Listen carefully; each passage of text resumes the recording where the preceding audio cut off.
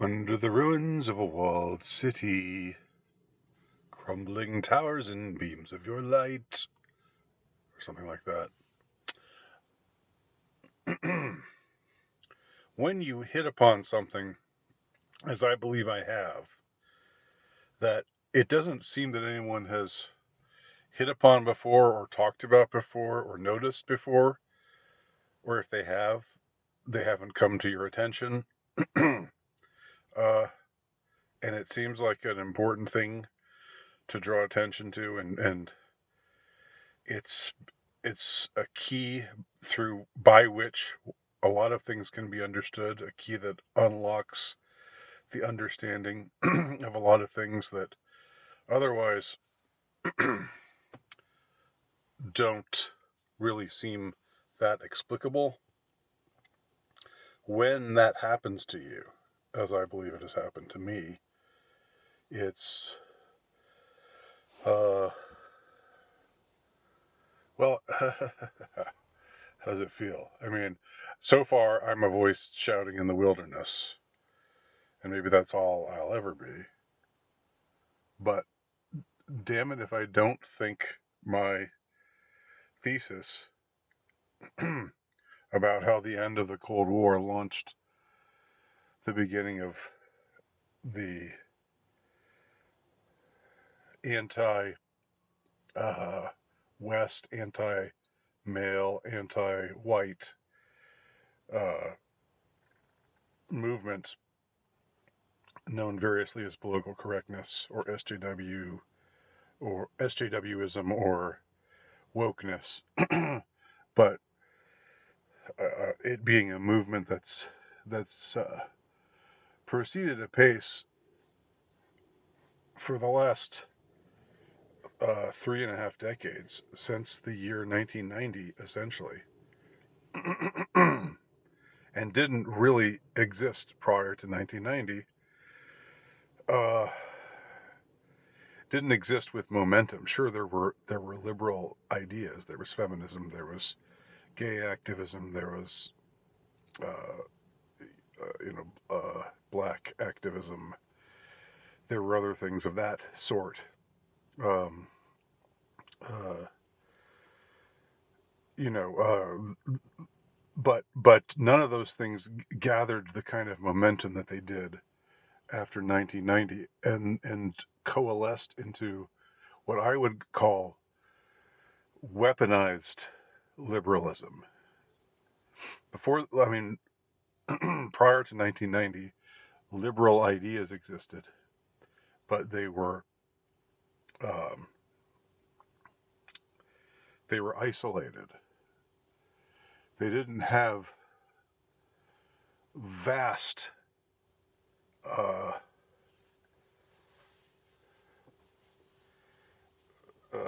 vast sums of money and effort and influence from hugely huge and unignorable venues, multimedia conglomerates. Um, Hell, the push. Let's just start with something extremely basic. The push for mass immigration to the West by Western elites. Uh, the decision, the consensus that somehow was reached amongst the elites, quote unquote. When I say elites, I always mean that ironically, because I don't acknowledge their eliteness at all. But they are in positions that they are in elite positions, meaning powerful posts for various reasons. Um, uh, but the consensus that was reached that the only way to proceed is to invite the world in and to bring in as many non-whites as possible, to bring in as many people of cultures and backgrounds and that are completely foreign to the heritage of the West. And the heritage of the West, whether you like it or not, is white. Does that mean you can't be of the West and be non-white? I wouldn't go so far as to say that. And I don't even know whether it's a racial thing per se. I'm not willing to die on that hill of genetic determinism. But nevertheless, historically speaking, the West is white, and the idea to the proliferation of buzzwords like diversity and multiculturalism these were words that were not heard in the broader culture before the Cold War ended. The Cold War, for all intents and purposes, ended in 1989. That was when the Soviet Union basically fell. When the Berlin Wall came down, that was the end of the Cold War. The Soviet Union still existed, but it was a ghost of its former self. It had shown that it had lost its power. It had lost its clout.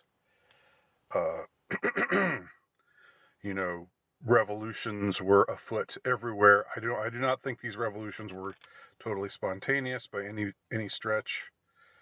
I think they were helped along with CIA money and influence and so forth. But I don't mourn the end of to be clear, I don't mourn the end of Soviet communism. I think Soviet communism was a bad thing. And a lot of people lived essentially in captivity. Millions of people lived in intensely repressive, tyrannical systems of government. And so it was a good thing when this power fell. But what happened to the Eastern Bloc nations, to the Warsaw Pact nations, the end of the power of Sovietism, as I write in my Substack article, it unleashed a demon in the West. And I don't even know, you can take that figuratively or literally. I don't even know that it's merely figurative. I don't know that it's literal either, although I'm not a disbeliever in the realm of the demonic, whatsoever. I think there's ample evidence for it, but that's a different subject. You can disbelieve in actual demons and still apprehend what I'm saying. And it's no less real what I'm saying. The demon that is this hostility, this relentless hostility that was unleashed by the very powerful institutions of the Western world against the people of the West. That started with the end of the Cold War. That was concomitant with the end of the Cold War. Correlation is not causation. Fine. And can I find a quote-unquote smoking gun that shows the causation in this case? I can't. Who am I? I'm no insider. I've never dwelt within the corridors of power. I don't know any powerful people. I just notice things sometimes. And I noticed this. And I'm going to devote some attention to this thesis because I think it's a very important. It unlocks the question of Okay, it unlocks the seeming enigma that is political correctness or wokeness or whatever. This is an incredibly unpopular movement. The relentless push for diversity, the relentless denigration of whites and of the white man and of masculinity and of heterosexuality and of normality. Uh, uh, you know, this is something that people have been sick of for a long, long time. But the thing is, they've always been sick of it. You can go back to 1991 and read articles about political correctness and how people complain that it's gone too far. In 1991, and regardless of the backlash that it inspires, it nevertheless keeps on going. It keeps on being thrust upon us. It keeps getting pushed into into discourses, in powerful and influential places. Even though people are so bloody sick of it now, they roll their eyes when they hear certain words. Or they do, if they don't roll their eyes, they only restrain themselves from doing so because they're attempting to conform, because they want to go along to get along, because they don't want to get canceled.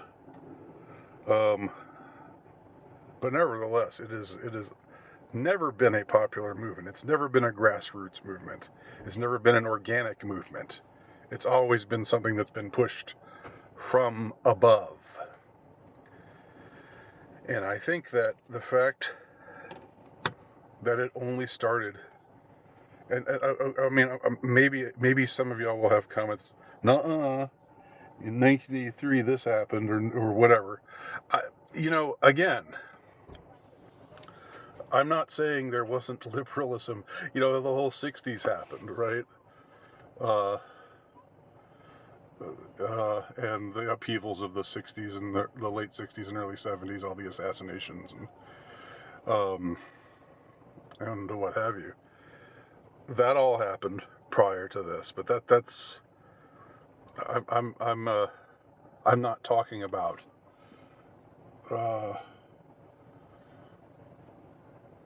at that time when those things were happening, the establishment was still co-opting conservative rhetoric for the most part.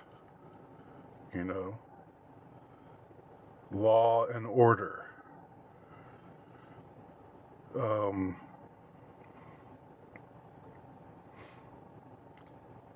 Corporate America was not in the least bit woke or politically correct through the 60s or the 70s. It wasn't happening. Yes, there were changes in fashion, and the people were, it was like,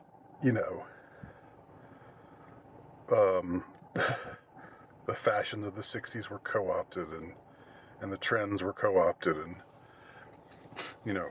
because it was, I mean, and there probably was an artificiality to those trends as well, as others have suggested, but there was never this massive push from the very top with billions of dollars behind it, with relentless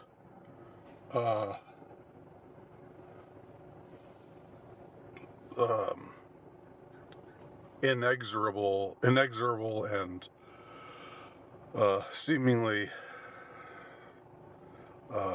limitless resources, the kind of resources that are usually poured into things like war by the state, by powerful entities. That's what this is. It's been a kind of warfare. You know, when there's a war, when World War II broke out, massive resources had to be redirected to the war effort, and that had obvious effects on everything and everybody. And the same is true post 1990 in the West. There's been a war that has been waged against the people of the West. And it only started up in earnest after the Cold War ended. Now, why? Well, I have my own thoughts. I've got my thesis on that, but I'm going to keep plumbing the depths of this question. And maybe I'll always just be a voice crying in the wilderness, but I feel that it's something that needs to be done. And here we have increasingly what we're becoming. This bulldozed structure that was once a prosperous shopping mall. Now it's been reduced to this. This is the West. Culturally speaking, this is what we have been reduced to.